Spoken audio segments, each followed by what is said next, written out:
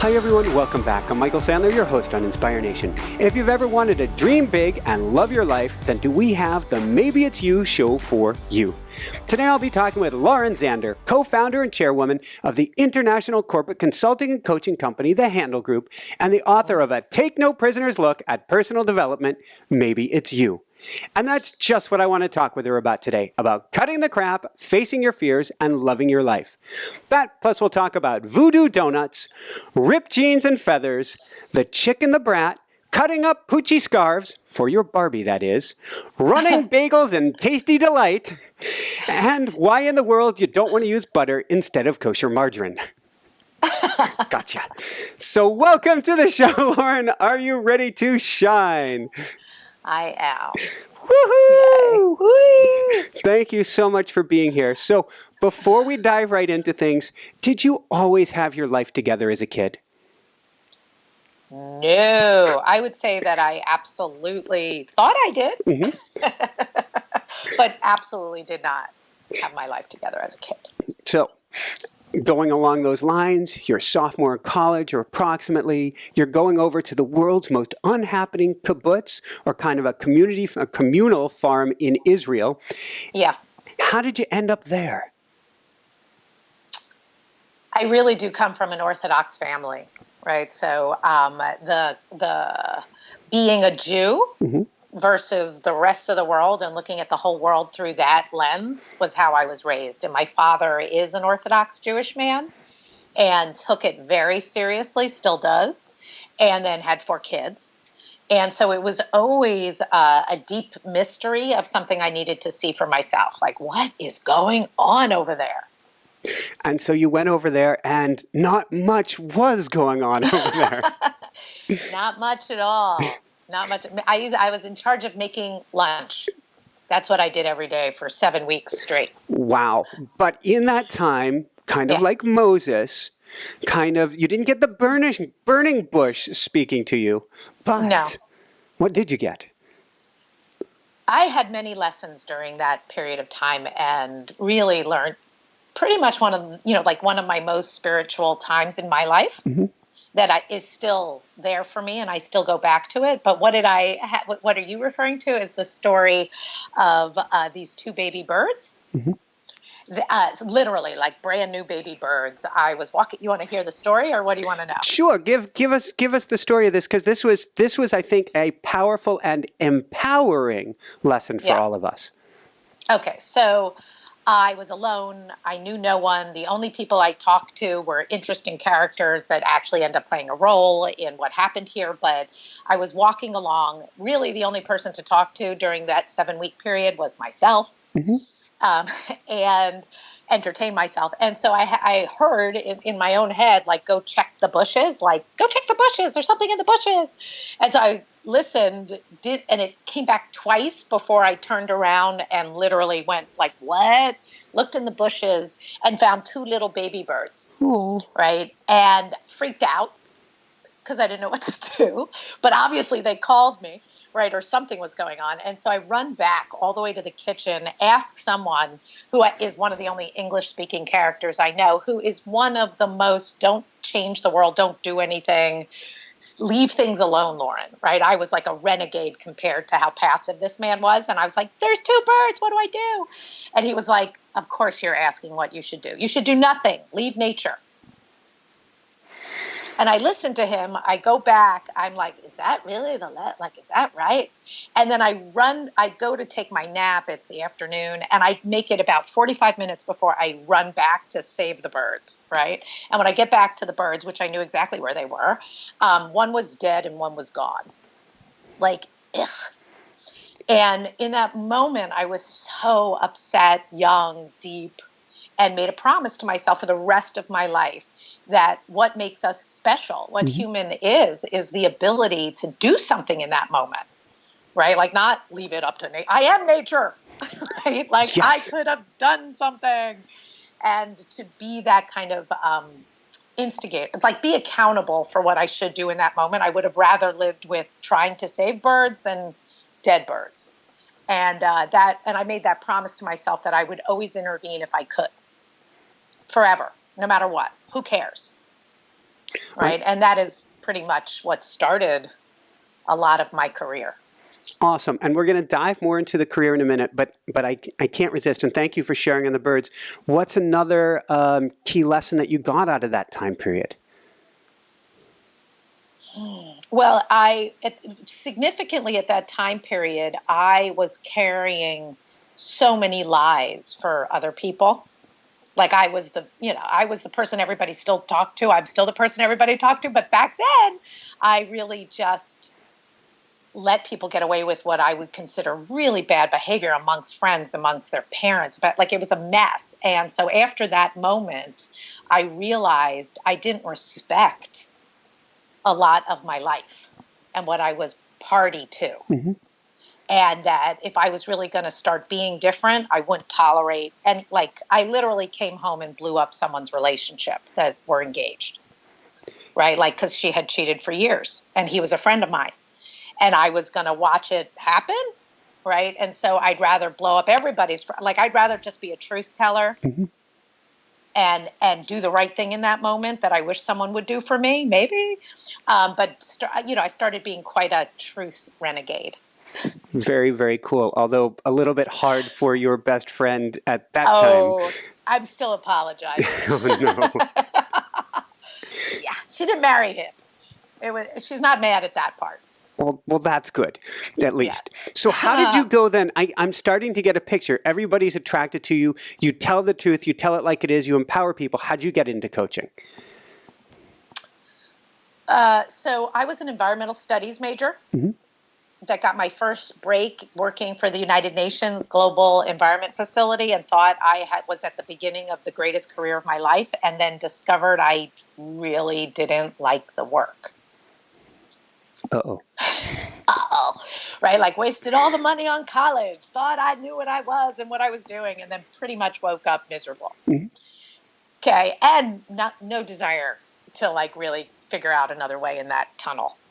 And so but what I did care about was humans. Like I shifted to do something about something that no one I thought was really doing enough about, which was, human intelligence, emotional intelligence in a real way out in the world. And so basically I went to the only company at that time when I was 22 that I knew did anything. And I went to work for them. And so I worked there for 6, 7 years before I broke out on my own and figured out what I really wanted to do. And I didn't want to lead big groups. I didn't want to do big thinking seminars. I really wanted to work with individuals. And I really wanted to figure out how a person truly mapped a life worth living. And that you must be able to. What's the irony here is that you wanted to work with small groups, and now the methodology that you learned and share has blown up kind of at least nationwide, if not worldwide. How did that come about? It took me 20 years. An overnight success, 20 years in the making. Right. I am so one of those. Like, I even know, it's like the epitome of that, right? Like, I'm going to get discovered, right? Oh, my Lord. I've been working very hard to get discovered. Mm-hmm. So what happened was, so my dream come true would be to be able to make it good enough that I could give it in a book and someone could actually do the work and get what it takes for me to run a class or work with you individually. Yeah. Right. So this was the ultimate experiment of the work I had done for 20 years was, will it work? Right. That was amazing to find out that I could write it into a book, a person could get it, and they could understand it. They even could get it better than I could coach them to get it. So let's go from there and let's dive into the methodology a little bit. Okay. I want to talk about homework assignment number 1. What is that you like to give people? I love to break life out into 12 different areas. Mm-hmm. And I ask you for your dream, like a vision of your fulfilled life in each one of those areas. And then I ask you to rate your current life against that dream and explain why you gave it that rating. And I give you a rating scale that really is a little funny, all the way to sad, about how you relate to yourself and fulfilling on that dream. So I get you into a conversation with yourself about fulfilling on the dreams of your own life. And can you even say them? What's an example of an area or two?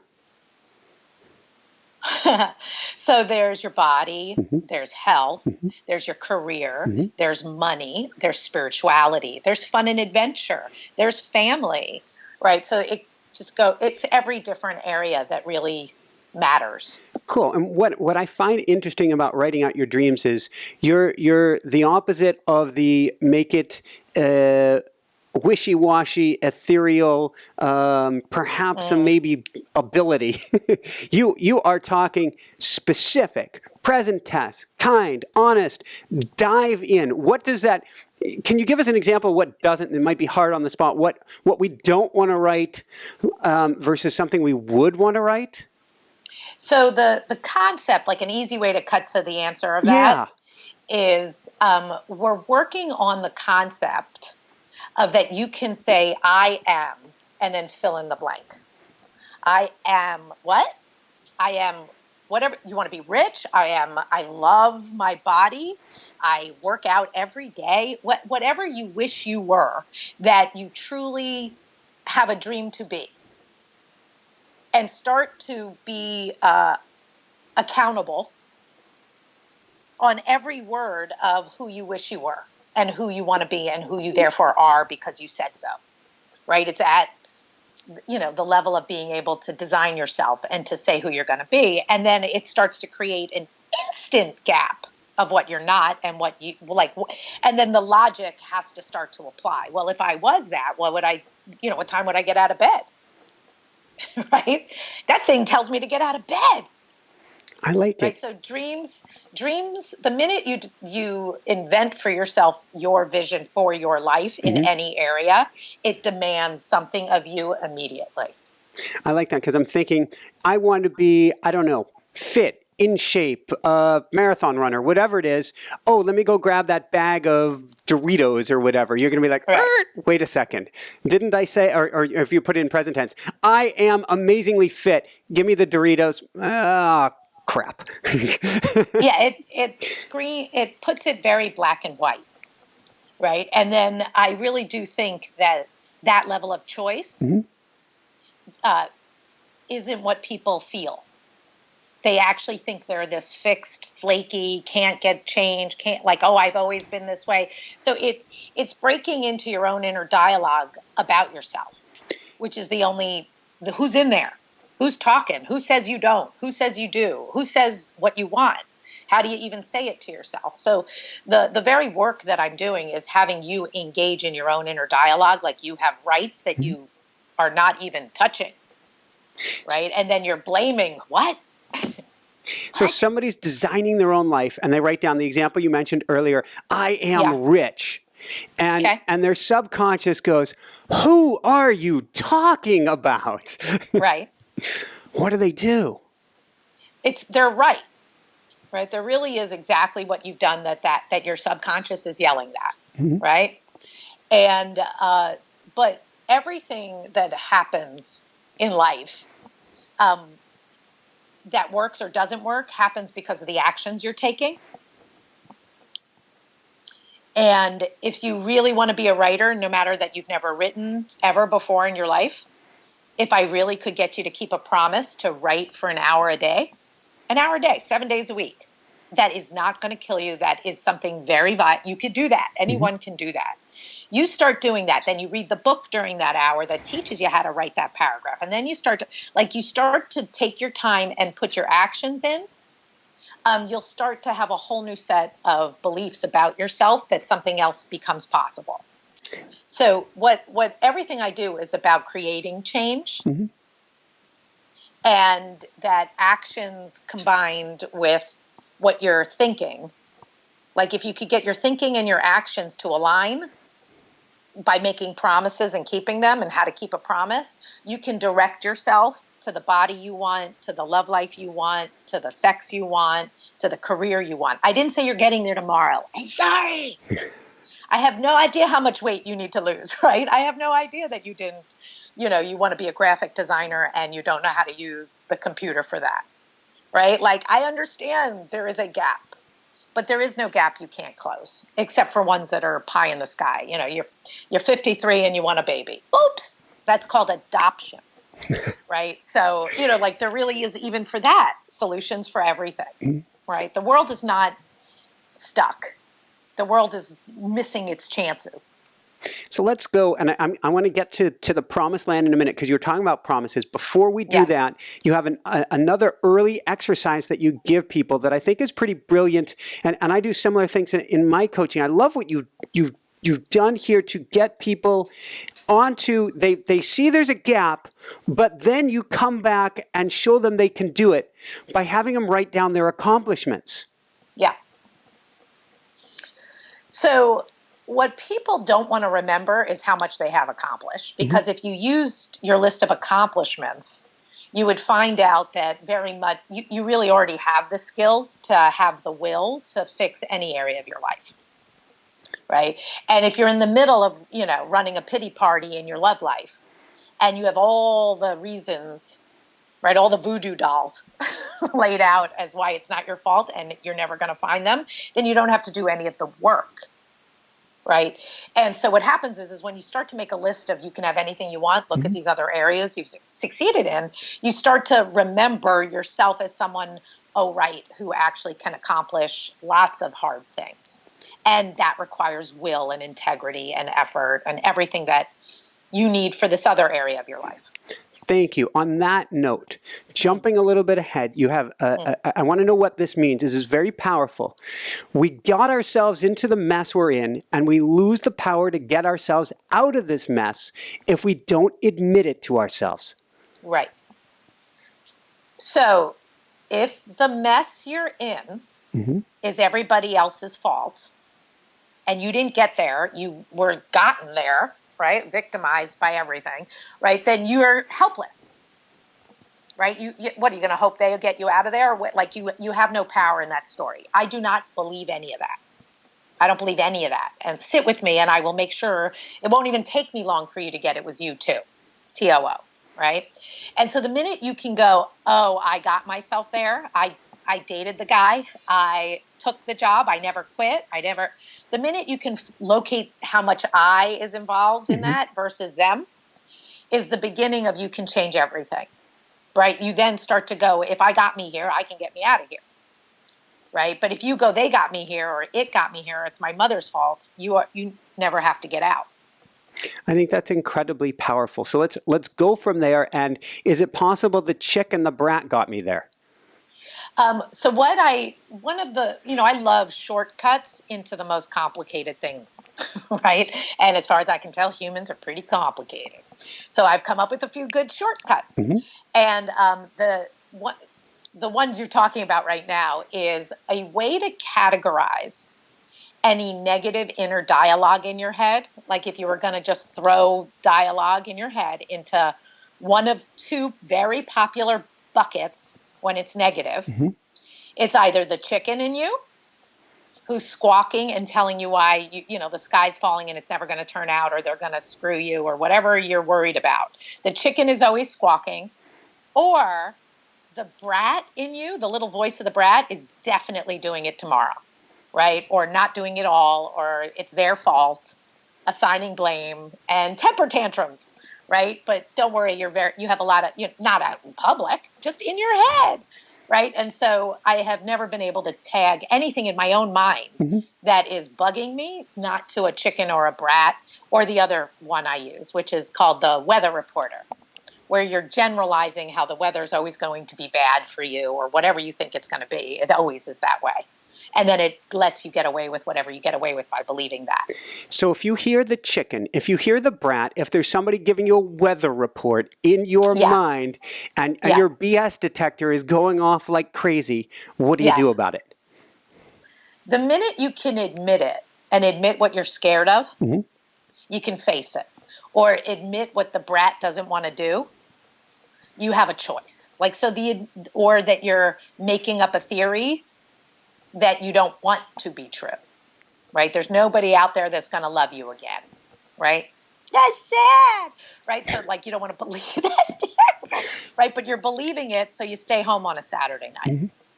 Right. And so the minute you can hear its sad, sick strategy running you, talking you down, talking you to stay home, talking you to eat the cookie, talking you into lots of things that keep you sad, but hidden, when you hear it, you have a choice.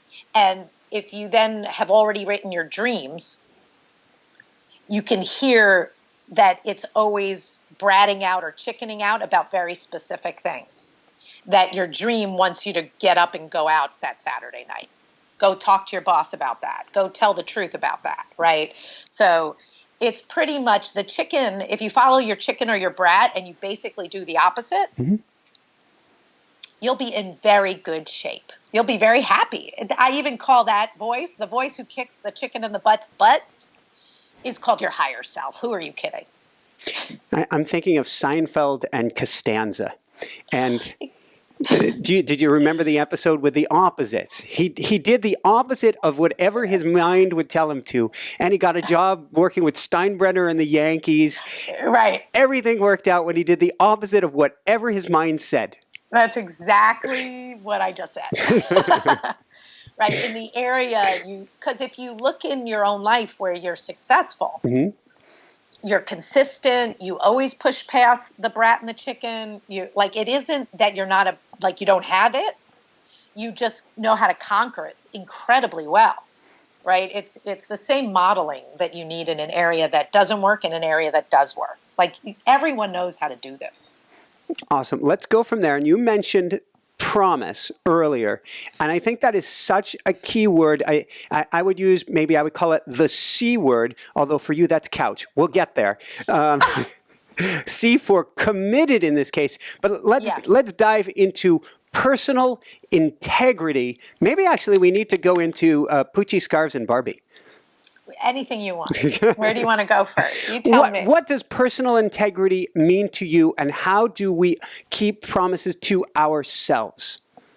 So personal integrity is when your actions, your thoughts, and your feelings all align with that vision, right? You have personal integrity when everything about you it feels and is connected to what you're doing.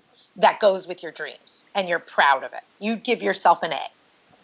When you give yourself an A, that's personal integrity, right? It's invented by you, created for you, and you're doing whatever it is on purpose, okay? So that's personal integrity. Yeah.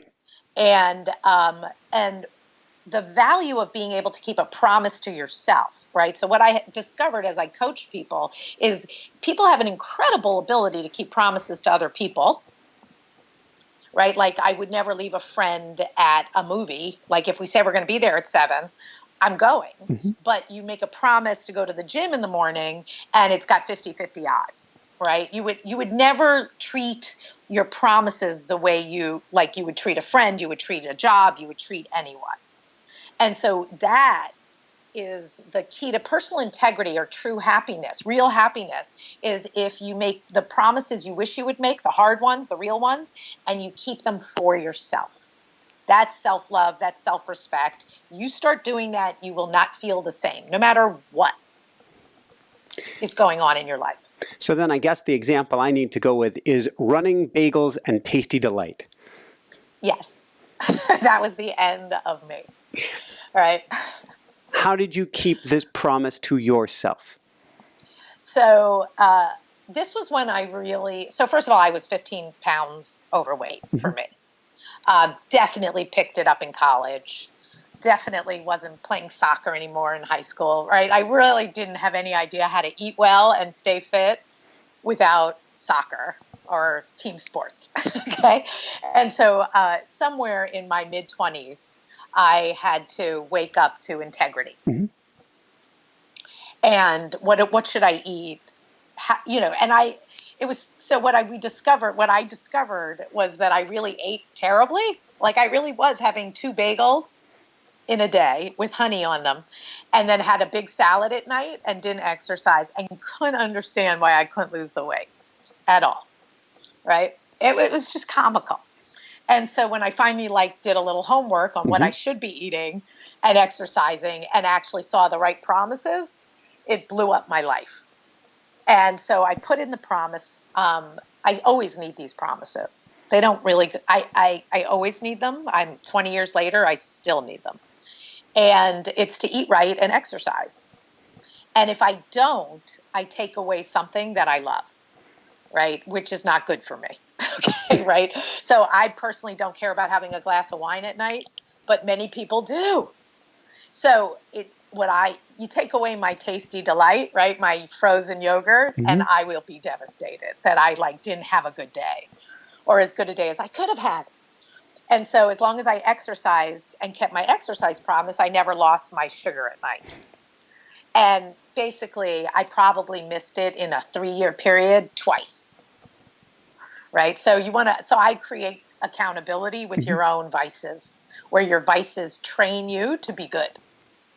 I like it. And in fact, what you have lots of good examples in the book. In fact, we follow along 4 or 5 different people's lives through the book or their transformation. And one of the things that was hilarious, actually, in the book was the promise sheet. Yes. So what's a promise sheet?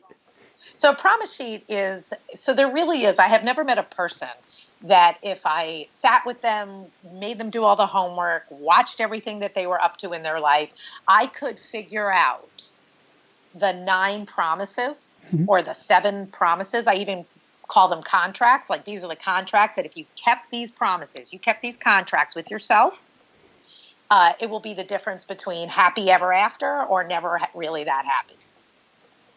Right? And in 2 years, if I call you and we talk and you're not happy, I will be able to figure out one of the promises, right? I'll just listen and I'll know it's one of the 9 you're not keeping, because it's not like these 9 are ever going to change, right?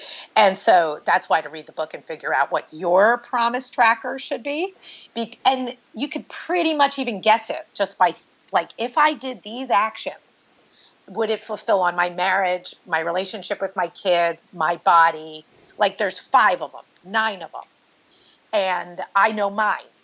Right? And as long as I'm doing those, I will have a really peaceful, happy existence in my marriage, with money, with really important areas where people are constantly yo-yoing.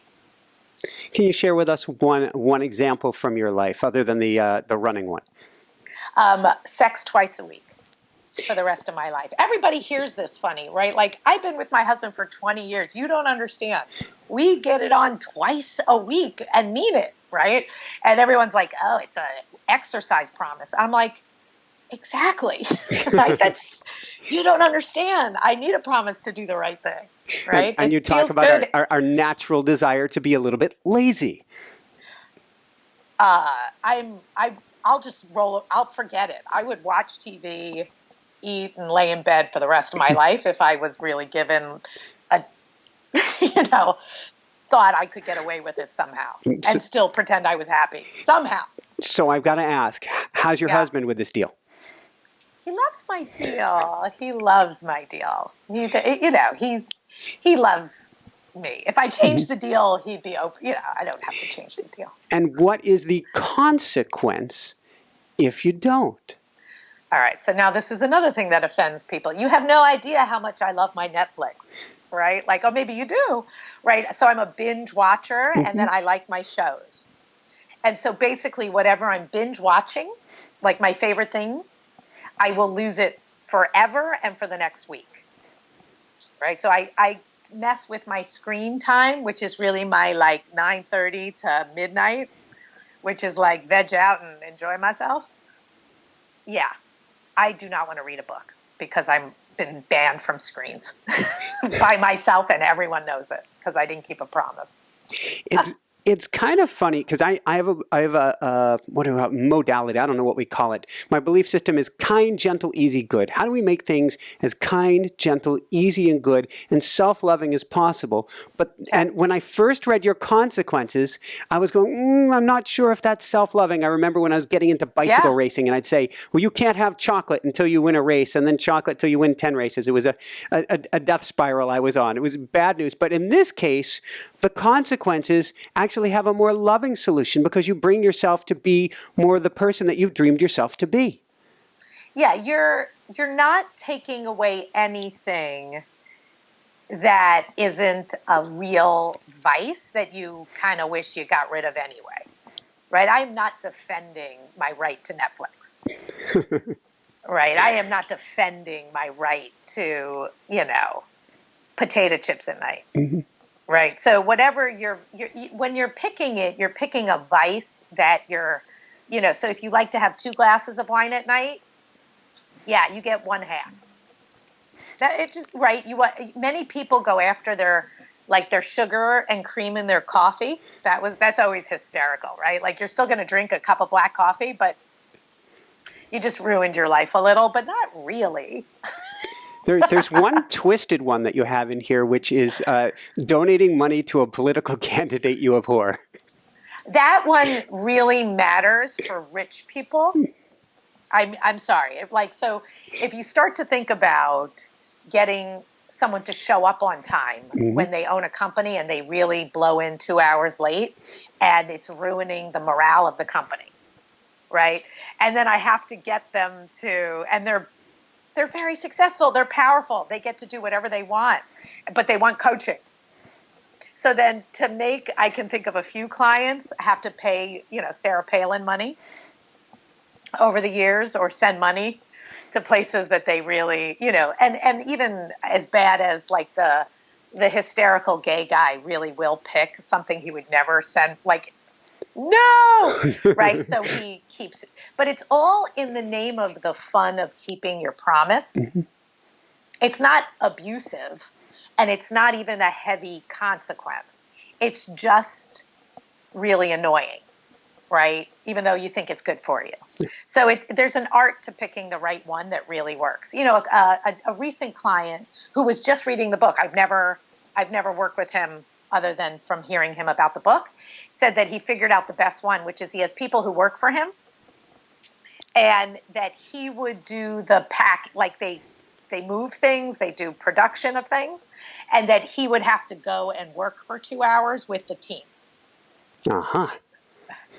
Right? Yeah, he's never had to do that. He has not broken his drinking promise since he made that. Right? So you're putting it attached to something you really want to change. And it's hysterical what it would do to you right? So it's a comedy, but it's still good for you. Right? Like if he actually went and helped all the guys, he'd be happy. What do you do? People are listening to this and they're going, if I'm not keeping a promise to myself and then I make a deal like this and I break my promise on the deal, what do am I done for? Meaning you won't be able to do the Handel method.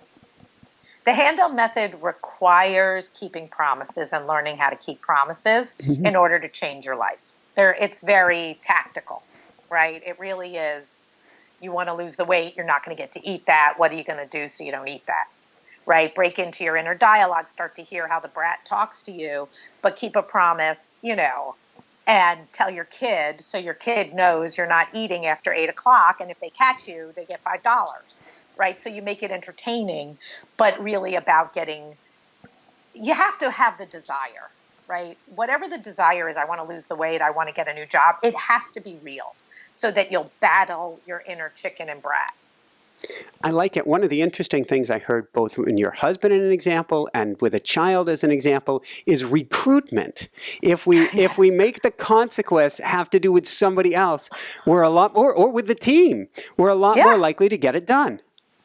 You have to do not make promises alone to yourself that no one knows about. That's the very criminal we're trying to string up. That is your lower self. Do not that we believe we're going to keep any of those promises. Like we still tell promises to ourselves, like, I'll do it tomorrow, right? I'll go for a run tomorrow, right? Like you sell that to yourself all the time, right? So that is literally, we're breaking up that inner relationship and making it way more accountable and face yourself and face that very inner dialogue that's running you in your head.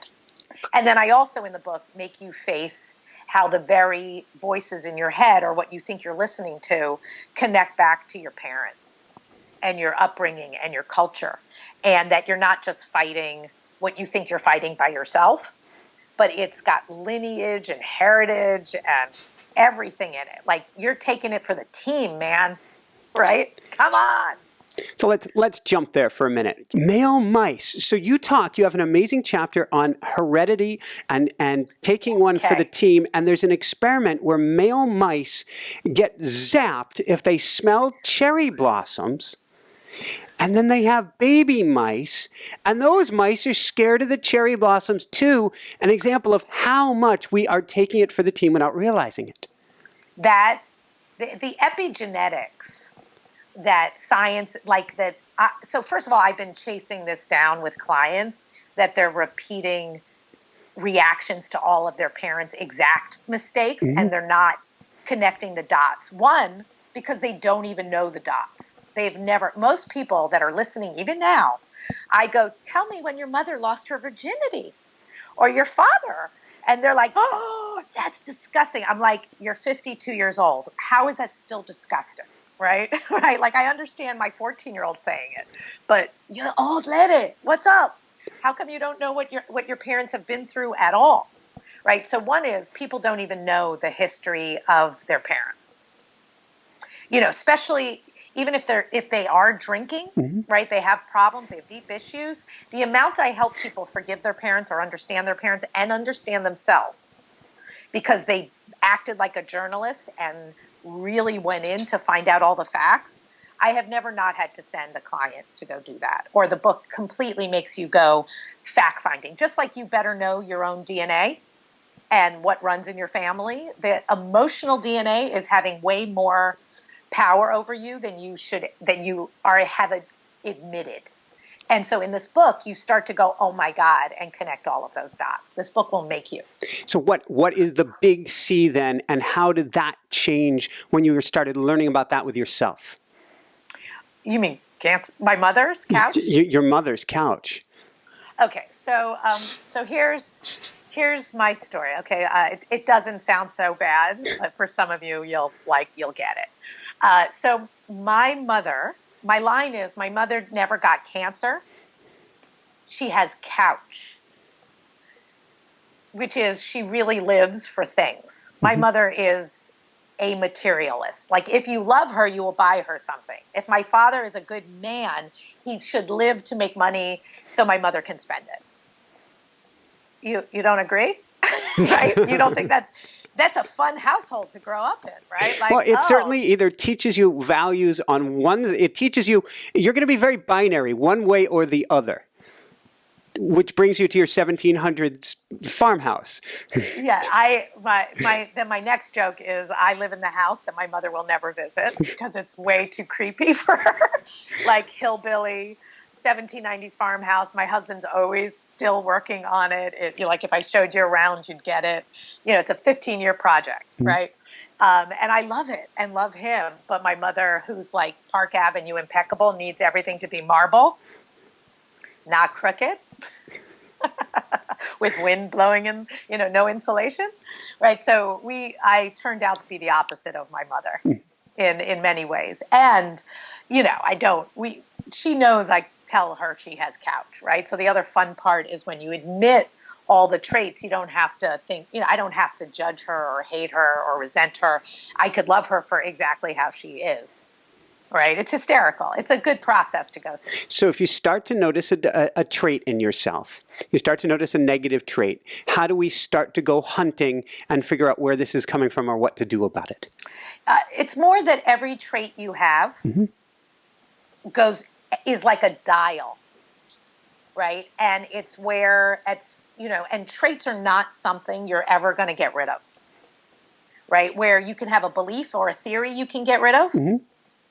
You can't get rid of a trait. You can dial it down or dial it up, right? You can like redial and retool your traits because they're more like operating systems and they really are. And so any trait goes good or bad depending on the situation. So you could be really funny, and then there's all the times you're funny and it wasn't funny, right? But there is when it's really good for you to be funny. So most people's balances of their traits are off. And so what happens in the book is you rebalance your own personality traits, and you also, while you're figuring out you have many, you got them all from your parents. And so I'm killing two birds, one stone, getting you to deal with your dials and how to deal with your own traits while you're forgiving and understanding where you got them from. I love it. And for my dear mom, who I used to be a complete and total squirrel on crack, she probably is in the most loving way. Still a squirrel on crack. I have dialed mine down unless I need it, and then it comes out. Exactly. See? And then it feels good because then it feels more like a superpower. Yes. Right? So your traits, and I have certain traits I'm never allowed to let out. Right? Like they're just, right? My stubborn and angry. Mm-hmm. Anybody want to see it? A very good point. So on that point, let's dive into truth and lies and what is the truth about lying? Oh, well, no one likes this part. Be prepared. You're not going to like it. Seatbelt. Seatbelt. Yes, you lie. We all lie, right? Unless you've really done a lie list, know how you lie, figured out your brands of lies, cleaned up your past lies, and figured out all the ways that it's still operating in your current reality. When you can really get all the lies out, face all of them, and really do the weeding, it radically changes your experience of being alive.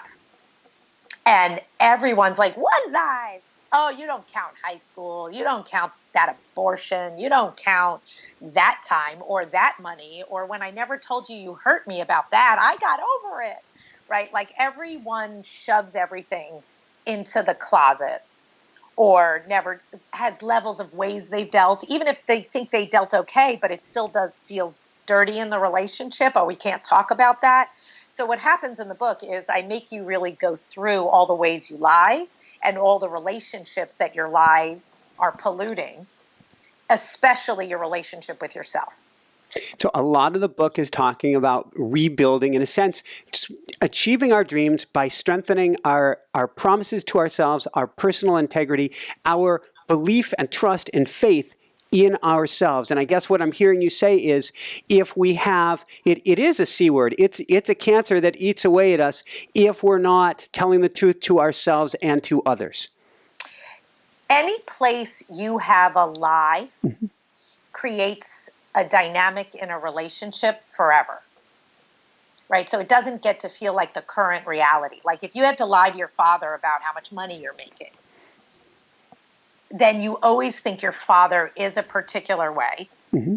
And then you always have to be this other way to take care of your father.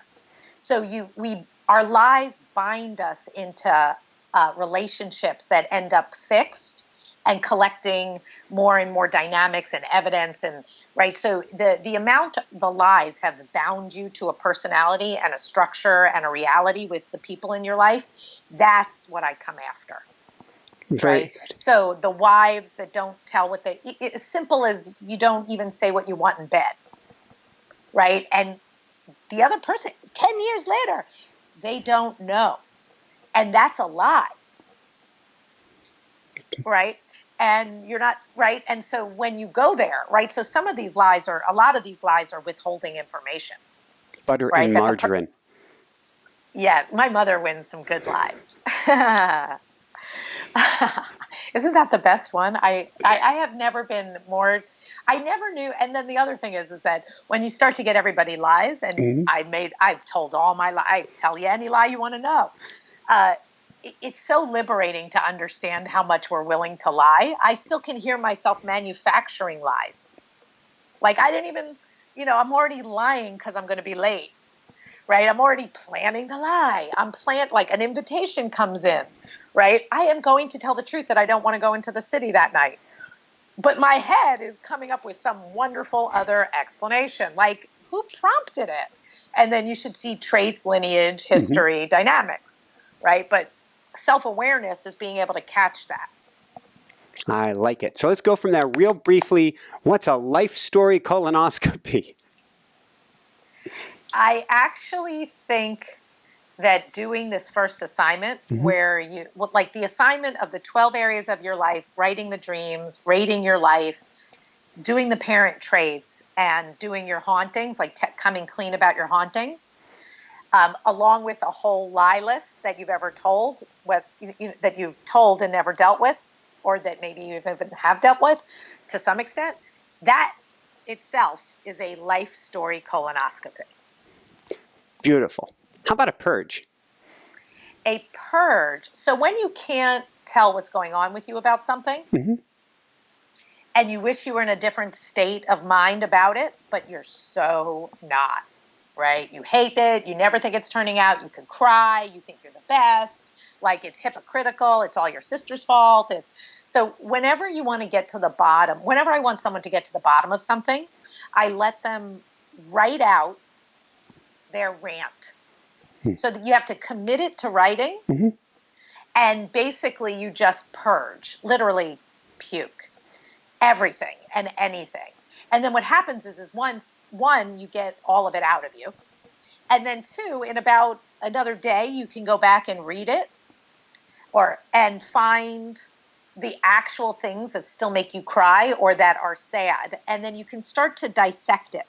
You can pull out where you're having a belief that hurts you, where there's a haunting, where it's your actual trait, you're jealous, right? Like, so you start to, because you're getting to know yourself, your traits and who you are, you can read a purge and pull out the right actions to take so that you resolve that what's missing in that area of your life. It's a brilliant exercise I teach you how to do that has taken me quite a while to perfect, but it really works. I like it, and that you step back from it, so you get out of the rawness or the amygdala response of it. The system is calmed down enough so that you can actually take a clearer look at it.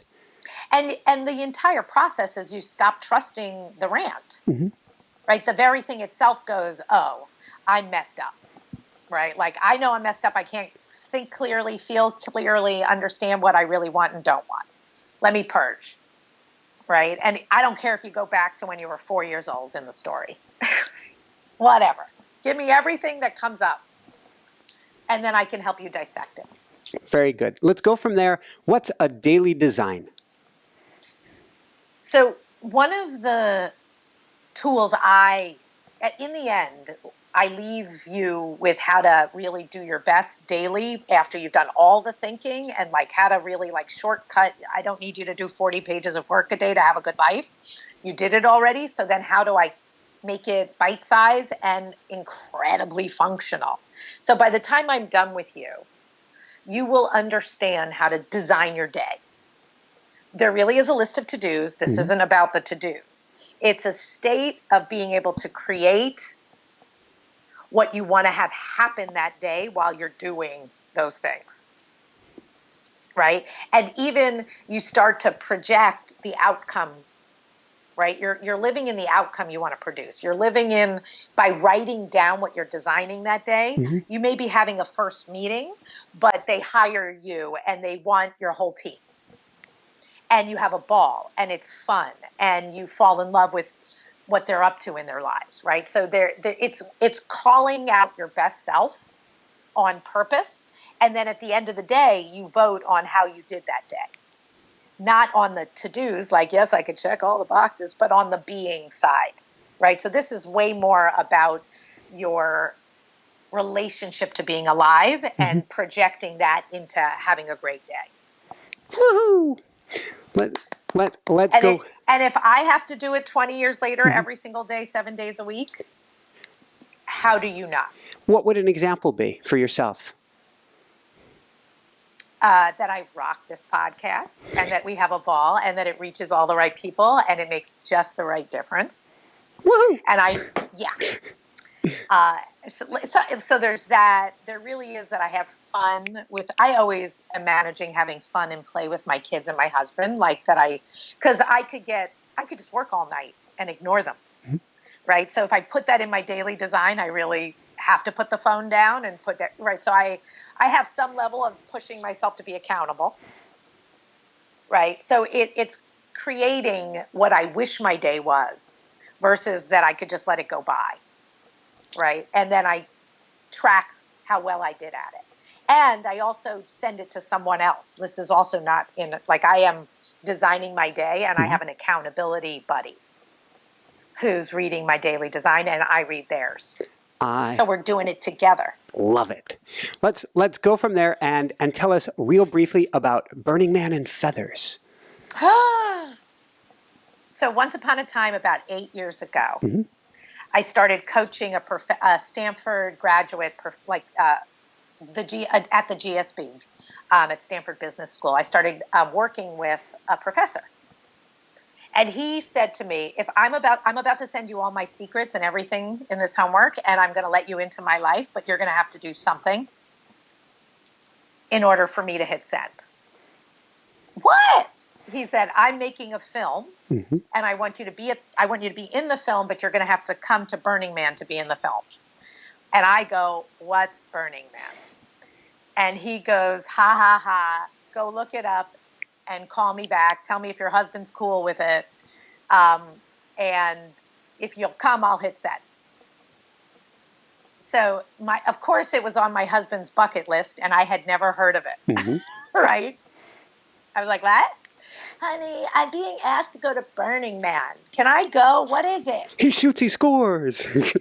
Right. He was like, and he paid my way to be in the movie, right? So I was like, free ride to Burning Man, right? He has a ticket for me, right? What's a ticket, right? Right. So anyway, so that was my first year going.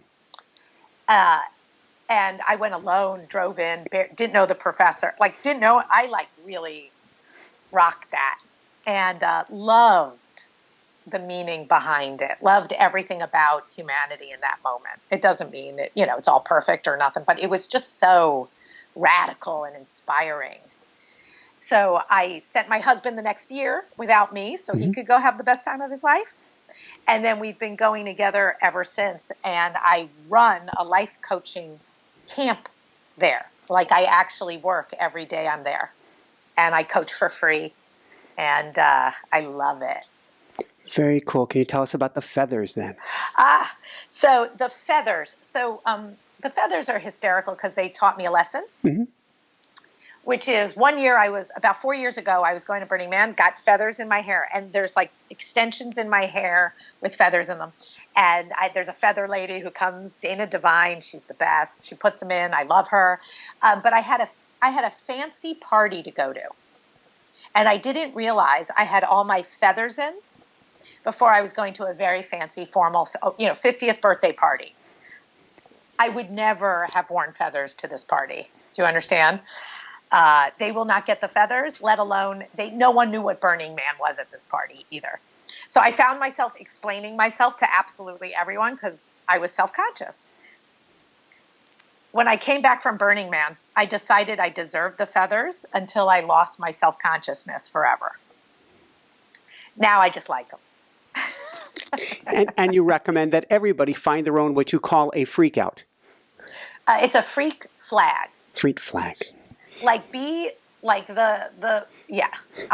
are my freak flag. I have a variety of them where I'm not going to be ashamed about the truth about me. And I inspire people to be just as goofy or original in their own love of whatever they love versus saving it and hiding it behind a closed door. Thank you, thank you, thank you. So I want to put on my coach's hat briefly, or actually let me give my coach's hat to you, have you throw your coach's hat. I want to give people homework today, so they're not just listening. What one homework assignment would you give people to begin today? So there really is the one promise that if you kept that promise for 30 days, posted it on Facebook, posted it, shared it, and dealt with yourself, whatever it is, right? Whatever it is, anything, you would feel much better about yourself. You really would. You just, you know it. It's please, I'm begging you to make that promise publicly. And if you can only handle 14 days, do it for 14 days. If you can only handle 5 days, do it for 5 days. The longest you will keep that promise to see how it feels and to break through. So it's one promise. I like it. From there, how many kids do you have and what advice? My wife, Jessica, she's the producer. She always wants me to ask a question for parents and their kids. What advice would you give parents today to help their kids? So, so I have 3 kids, and first of all, if you're not apologizing when you're a jerk, or you yell, or they get to say like a lot of times what happens is parents think they're right, and they're the disciplinarian, and so then they really don't apologize for what the kid needs to hear an apology. Oh, well, I really was only trying to. Oh, I can really hear you, and I'm sorry that you thought I was really rude about that. Right? Like, so if you're not apologizing, and if you haven't apologized, 4 times a week for your behavior, you're probably missing the boat. Because and one of the things we had in my house growing, especially when the kids were little, but we don't need it so much anymore, is a jerk jar. Right? So anyone who's a jerk, right? Like just a jerk to each other, right? And it owes $5 in the jerk jar, and then the person with the least amount of jerk, but parents can never win. They just put money in. One of the kids wins. And so having it be okay that you're not great, but that you get caught with a consequence, and including the parents, right, really matters to kids feeling a sense of an ability to communicate and have power, right, which they need, so they don't end up liars. I love it. From there, what personally brings you the greatest happiness, or what I call the woohoo factor?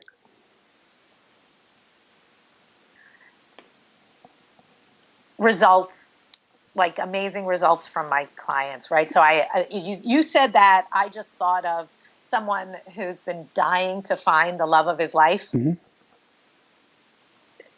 wants children so badly. He's in his 50s and has never been married, and definitely thought something was wrong with him, like, what's wrong with me? And he just came back from Rome. He's never been happier, like actually happy. And I can't get over how much it took. A lot of work to get him there, but like that the work really worked, and he's about to enter the rest of his life. So that's everything to me. Woo-hoo. Results. From there, where can people go to find out more and to find your beautiful book, Maybe It's You? You can find it in Barnes & Noble. You can buy it on Amazon. You can buy it on Barnes & Noble. So it's totally online. And in the bookstores at Barnes & Noble. Website. So I'm handelgroup.com, HANDEL group.com. And we have, free teleseminars. We do love coaching. There is so much that I've been doing for 20 years that you really could have a ball on my website and find so many different things to read or to understand how we teach, and all of our credentials. You'll be very proud of us. Very cool. And if you didn't catch handelgroup.com, hint, yes. handelgroup.com, come on over to inspirenationshow.com and we'll get you over to handelgroup.com. Yay! Do both. Awesome. Any last words of wisdom you want to share with us today?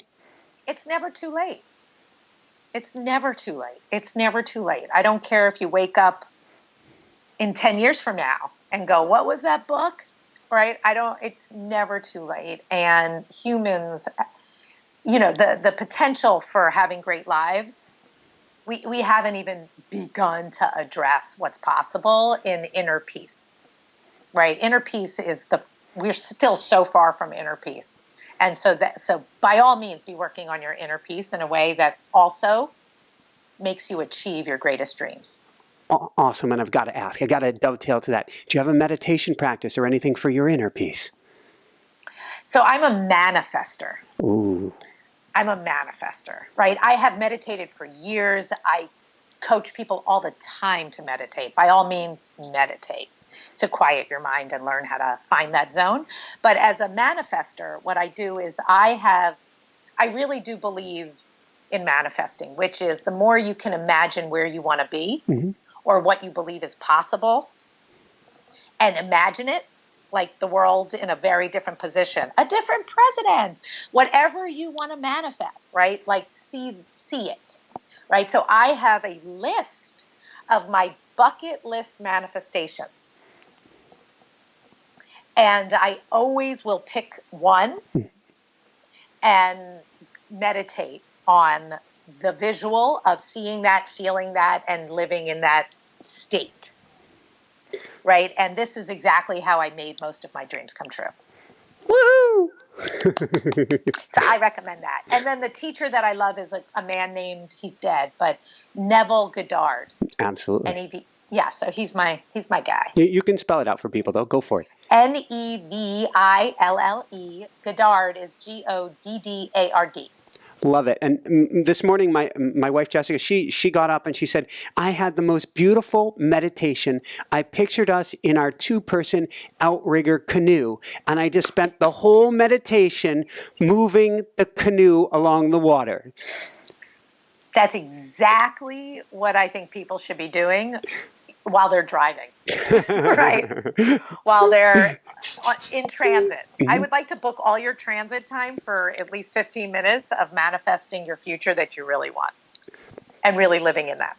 Awesome. Well, thank you so much, Lauren, for being on the show. This has been so beautiful, so fantastic, such a treat. Get the book. For everyone out there, get the book.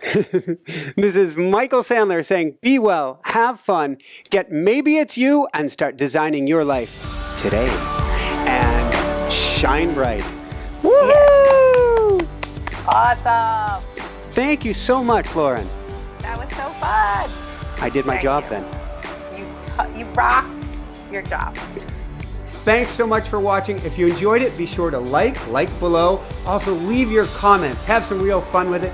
Subscribe to our channel where you're going to get more great videos, more interviews coming up. And check out our website, inspirenationshow.com. That's where you'll find tips, blogs, information, videos you won't find anywhere else, and useful and helpful resources to really help you kickstart your life and to shine bright. Thanks so much again. Thank you for your support. Like, comment, subscribe. See the website. Thanks so much and have fun. Of course, shine bright. Woohoo!